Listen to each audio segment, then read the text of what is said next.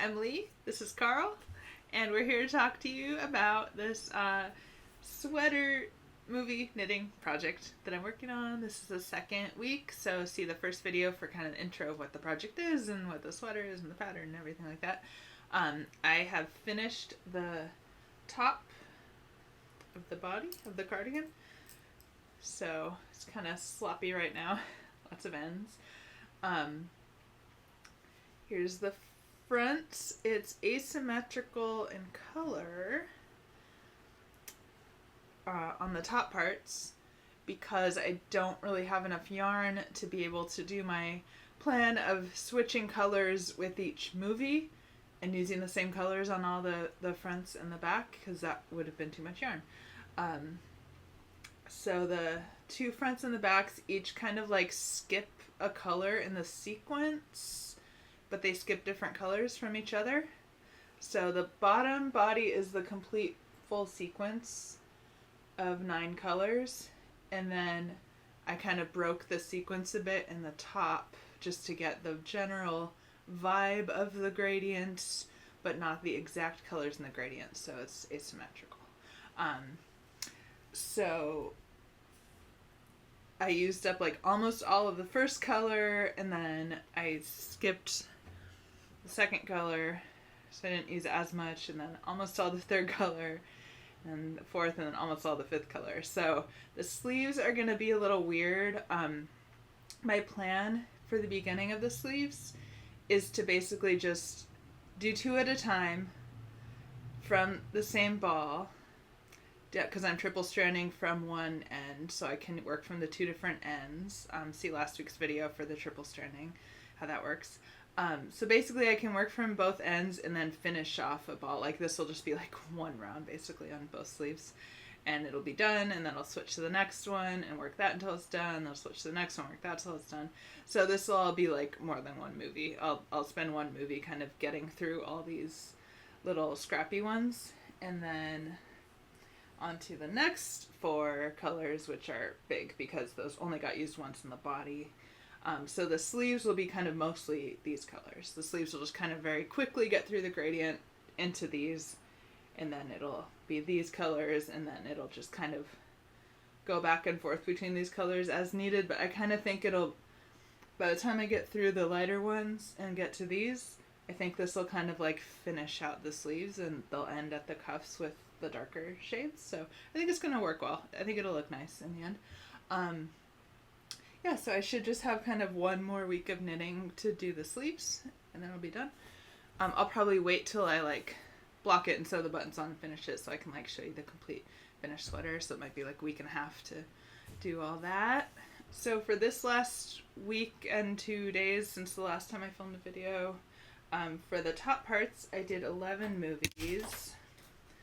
So I did like 3 movies each for the 2 fronts. And then, what would that be? 5 movies for the back. If that math works out. For some of these, I knew my yarn was running low, and I knew if I did like a whole 2-hour movie knit the whole time, I would like run out of yarn. I wanted to have some left over for the sleeves, so I kind of would like purposely choose really short movies, or like purposely be a little distracted and like not knit super fast. So I could have gotten all this done in fewer movies, but because of the striping, I just kind of like purposely like didn't knit as much as I could per movie to get through it. So the sleeves I'm expecting to go pretty quickly because I won't really have that issue of like trying to go more slowly. Yeah, so I'll just go through the movies I watched. Not a lot of big winners. This, like I said, I was picking a lot of like short ones. I was like choosing ones for weird reasons. I wanted to have a really wide spread around the world again, so I'll show you my map again. I did a pretty good job of being all over the world again, which was one of my goals, so I purposely would kind of like choose one for that reason that was like both short and also from a certain continent or whatever. So that was like, I wasn't choosing like the best possible movies necessarily. Some of them were good. I just, yeah, again, look at my letterbox list, which is linked to below in the description, for my like reviews. Although I'm not doing like the official March Around the World challenge where you're required to write a full review is over because it's April now. So I'm not actually writing full reviews of all these. But you can look at the list to see my star ratings. And then I've written short reviews for some of them when I have something to say. So starting with the first one from the first side of the sweater, I watched Kontroll from Hungary from 2003. This is a crime, comedy, thriller, drama. This was very 2003. I feel like in 2003 it was better. Didn't love it. Then I watched A Trip from 2015 from Costa Rica. It's a romance drama. Didn't love this one either. This was kind of like very Before Sunrise inspired, but lacked the things I like about that movie, unfortunately. Kind of a bummer. And next I watched Playtime from France from 1967. This is a comedy. This was one I had heard of. I'm sure I'd heard of it before, but I remember hearing about it when Greta Gerwig talked about it as an influence on Barbie for some of the production design, set design kind of stuff. And it was very cool production design. It's the comedy didn't fully connect with me for a lot of it. But it was a fun to see one time kind of movie for me. Then I watched this would have been when I was starting the back because it's the fourth movie. I watched Away from Latvia from 2019, and this was an animation, drama, adventure, fantasy, and this was from the same animation filmmaker of Flow that won Best Animated Picture in the Oscars this year. And hopefully you saw Flow. It was great. It featured a black cat, not a tuxedo boy like this, but a black cat. So funny thing, Away was this filmmaker's first movie that he made completely on his own. And it was kind of like, I heard an interview with him on a podcast a while ago, so this is in my head, but it's kind of blurry.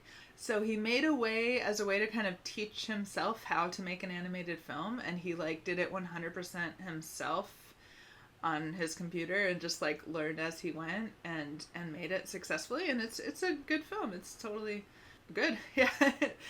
I read a lot of Letterboxd people said it reminded them of a video game, and I'm not a video game player, so I didn't really think of that until I read other people say it.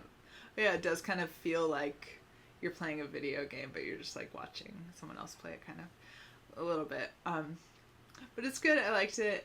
I liked Flow better. So for Flow, he decided he was going to have a bigger budget and have more ability to work with other people, but he hadn't worked with other people before. And Flow was explicitly written as his autobiography of himself understanding that it's good to work with others and that you shouldn't shut yourself off to working with others. So he both wrote Flow to kind of cope with his own feelings as he was actually working with others to make Flow. So I thought that was a nice story. It was nice to hear him talk about it on that podcast, because I'm a very solitary person a lot of the time. I like doing things on my own, so it's a good reminder that good to work with other people sometimes too, and Flow was a better movie for it. So then the next one I watched was Tropical Malady from 2004, Thailand, drama, romance, fantasy.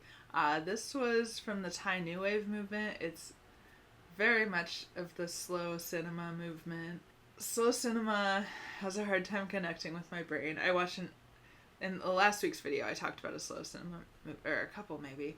I don't know, something about some of these movies, these slow cinema movies, I just space out a lot. I can't hold on to them. It's a classic of its kind, though. I guess I'm glad I watched it, but I didn't really enjoy it very much as a whole. Okay, then I watched one that I really didn't enjoy. Oh my goodness. This is called Sweetie, You Won't Believe It. It's from 2020, which you wouldn't think, based on the sense of humor, you would really think it was from the 80s. It's from Kazakhstan, and it's a horror thriller comedy. The sense of humor is basically, women are terrible, ha ha ha. It's really, I have nothing good to say about this movie. But it did, finding it on the map, to color in that map, made me see that Kazakhstan is huge, which I didn't know. I know nothing about it. So I looked it up and saw it's the largest landlocked country in the world, and it has one of the lowest population densities in the world. So it's just an enormous piece of land with not that many people on it. So I learned something about Kazakhstan. Hopefully what the movie taught me isn't true about all the people there, because there's plenty of terrible misogynist, awful movies that get made in the country I live in too. So I'm not going to assume anything about the people in the country based on this one terrible movie. And then I watched a really good one. I think this is probably my number one movie of the batch that I watched this week. It's called Beauty and the Dogs. It's from 2017, Tunisia. It's a crime drama thriller. It's made in, I think it's 9 chapters, and each chapter is one uncut scene, which helps add kind of suspense and urgency to the story, with, being in real time, following the characters around for 9 chunks, spread out over one night. I would just say, see it if you like this kind of thing. I just say what kind of thing it is. I don't think I'm spoiling anything. It's about a young woman who, I think I'm not supposed to say certain words on YouTube. Can you say assaulted? She's assaulted by cops, specifically, which makes it very complicated to deal with. So she's kind of going back and forth with her friend between hospitals and police stations and trying to deal with this situation. And it's urgent and terrible and frustrating and terrifying at times. Yeah, so that was a good one. I would definitely recommend that. I watched it free on Canopy, free with a library card. I think it's streaming some other places too, depending on where you are, but Canopy is great.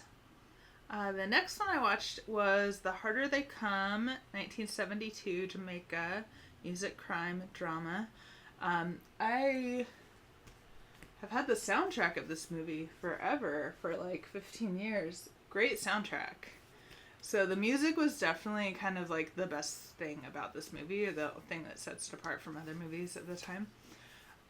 As a movie as a whole, it's fine. But I'm glad I saw it because I had never seen it. I just heard the soundtrack. Never actually seen the movie it came from. So that was fun to see the origin of this music. And next I watched Bad Lucky Goat.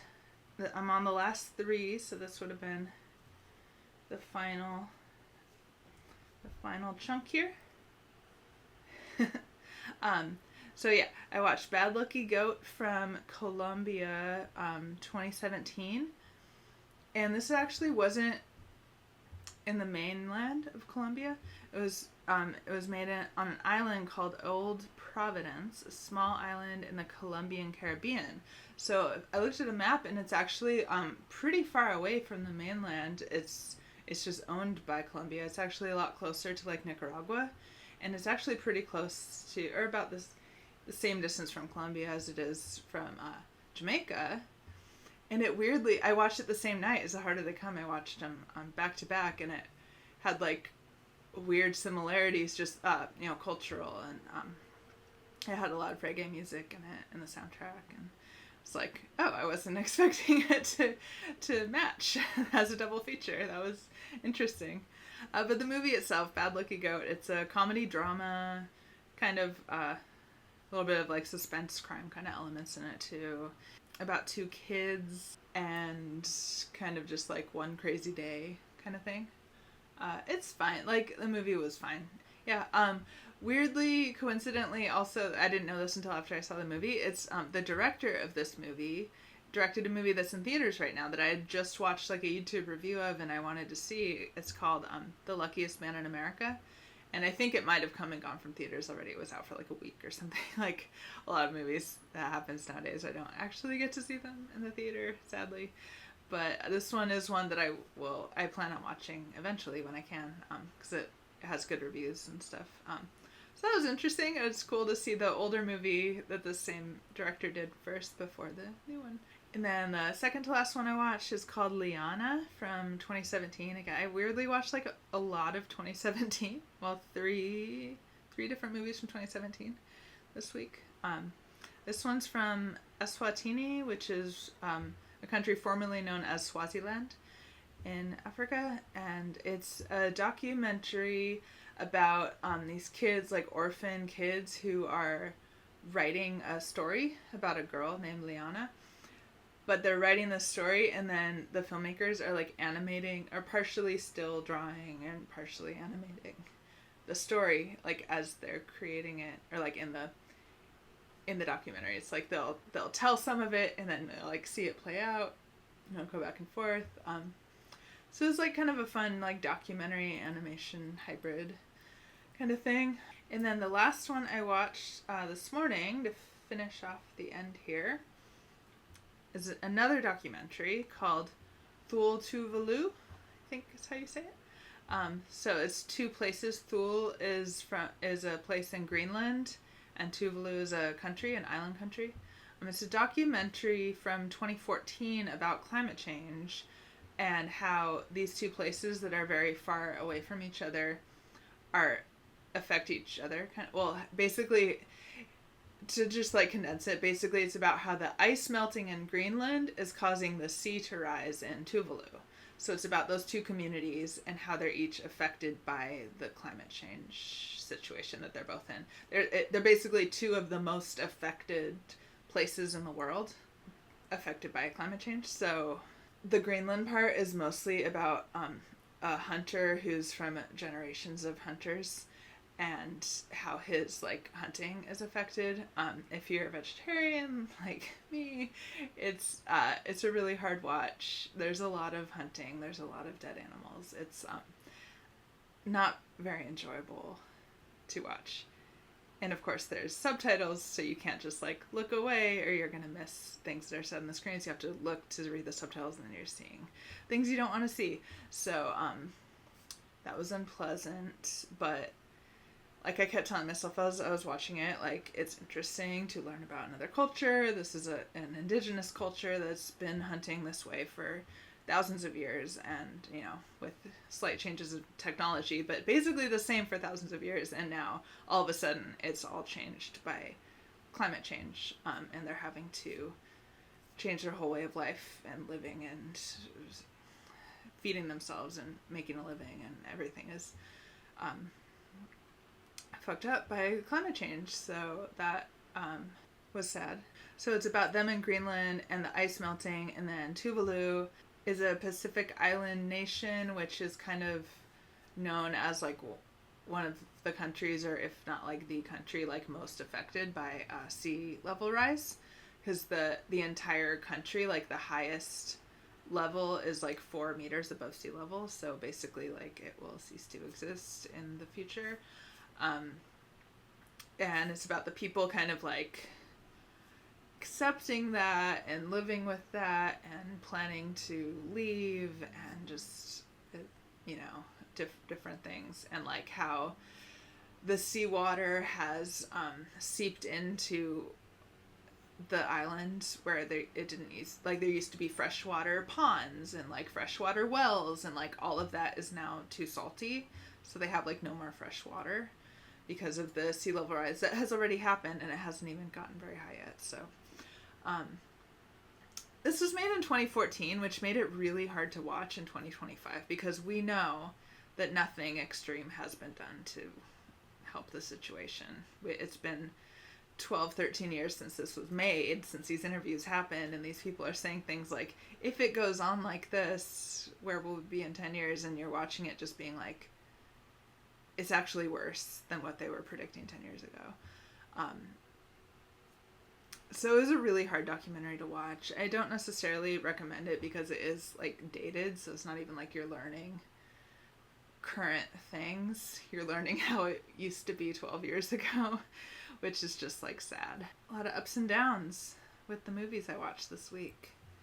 So I have basically just the sleeves left, which I'm not expecting to take that many movies, and I really want to fill in the map a lot more, but I'll have to just continue filling it in throughout the rest of the year after the sweater is done, because the sweater is only going to take like 5 more, probably maybe 6 or 7, because I'll watch one movie while I like seam the shoulders and sew the collar on, and I'll watch one movie at the end while I like weave in the ends and sew the buttons.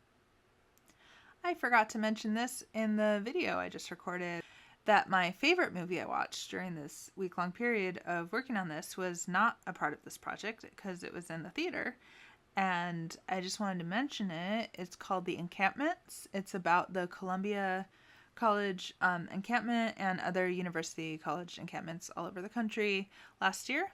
It's really excellent. It was great to see in a theater, in a big crowded, like sold out theater, good like group experience, and it has a very limited theatrical release. So here in Portland, I saw it at Clinton Street Theater, but I think it's at Living Room Theater more like daily for another week or so. So look into that if you're local, and if you're not local, look at your local indie art house kind of theaters and see if it's playing. And it has a website, and the website says what cities it's in, and we'll also say when it's streaming, I assume, when and where you can see it. So look into that. See that. It's really good. It's really important. Everyone should see it. I hope everyone sees it. It's great. Now it's time for a tutorial. So while knitting this, you can see a couple spots here where I wove in the ends as I knit. So while knitting this, I'm switching from one yarn to a new yarn, and I'm always having 2 ends to weave in at the same time, and I'm weaving them in while I knit when I can.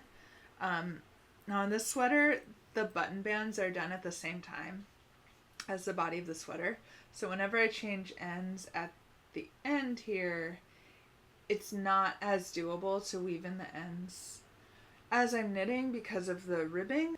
So I'm not always weaving in the ends as I knit on the sweater because of the whole ribbing situation, but then on the top part, like when I had the ends that will be the sleeves that don't have any ribbing, I tried to always weave in the ends on those sides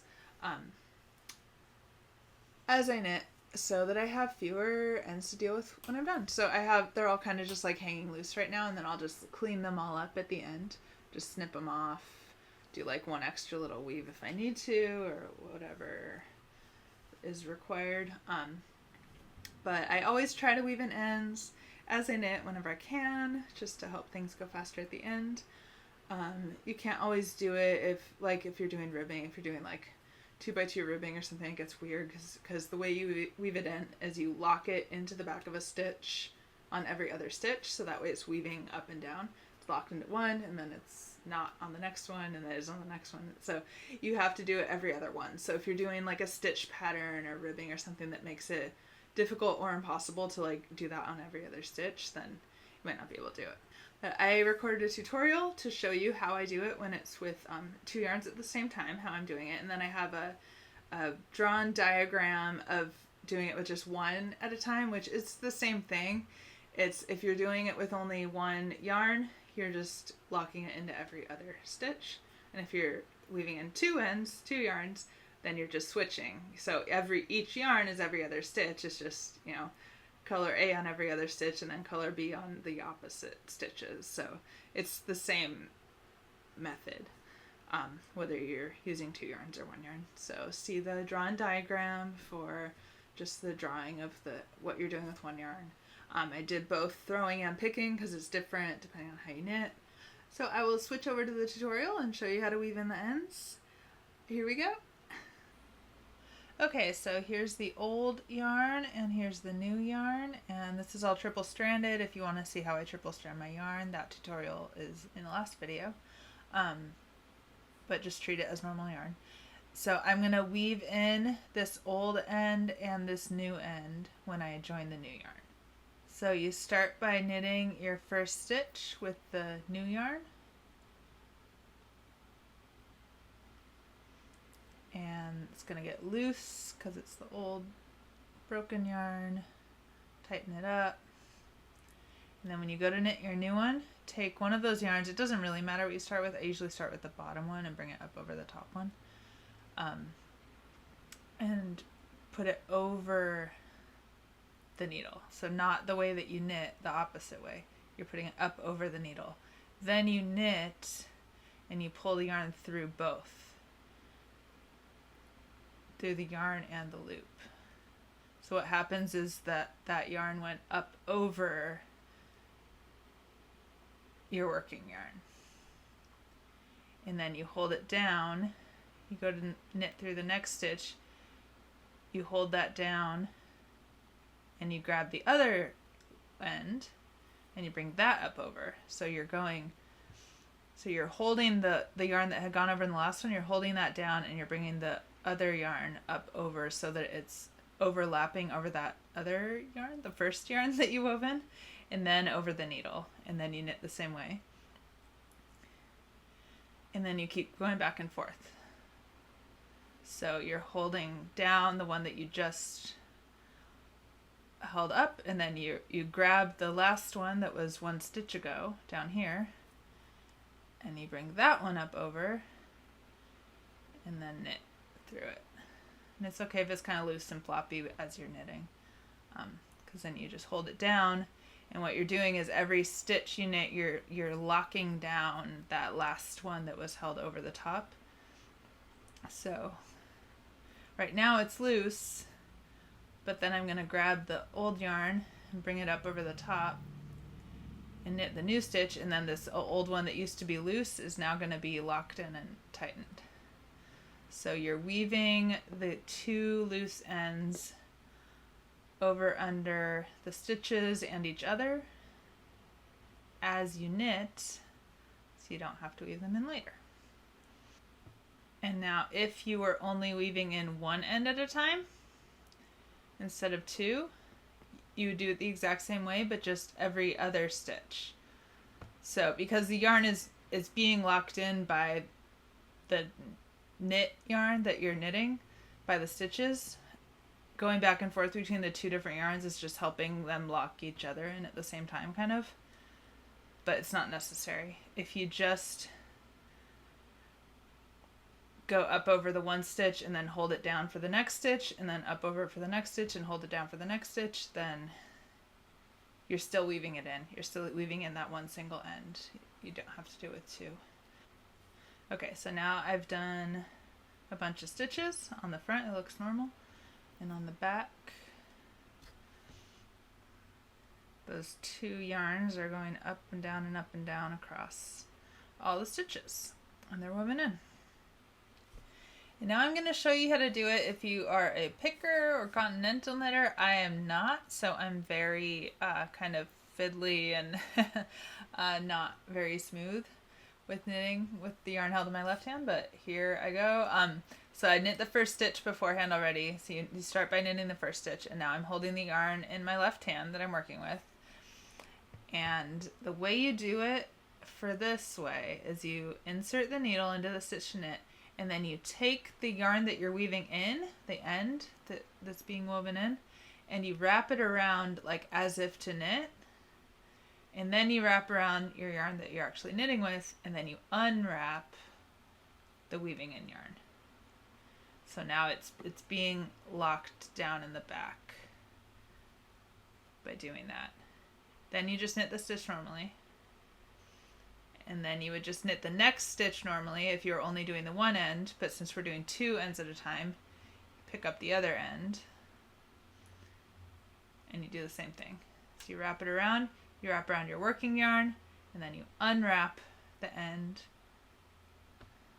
and then you knit. And we're just going to go back and forth. Always bring the new one up over the old one, or just always go in the same direction. Could probably be either direction. But wrap it around, wrap around your working yarn, unwrap the end, and knit. And now your ends are just being locked into every other stitch. Again, if you're only weaving in one end, you just do this with every other stitch.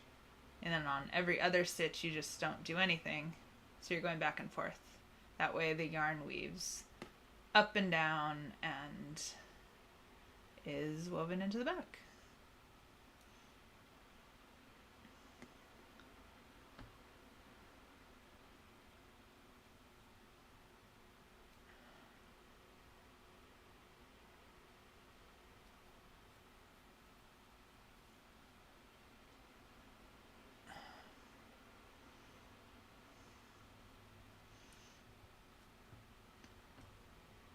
Alright, so in the front it looks normal, and on the back the two different yarns are woven up and down and up and down.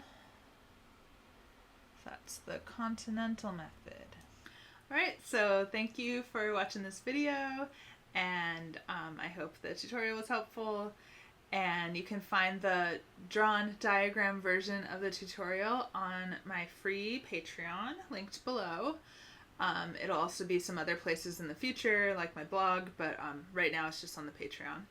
And my free Patreon also has this video and other videos, and my movie zine and other stuff is pretty new, so there's not a ton there yet, but there will be more in the future. And my blog has other things.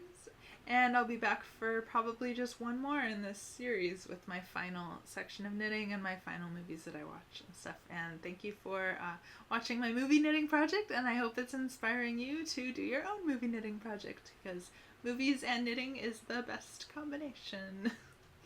Bye!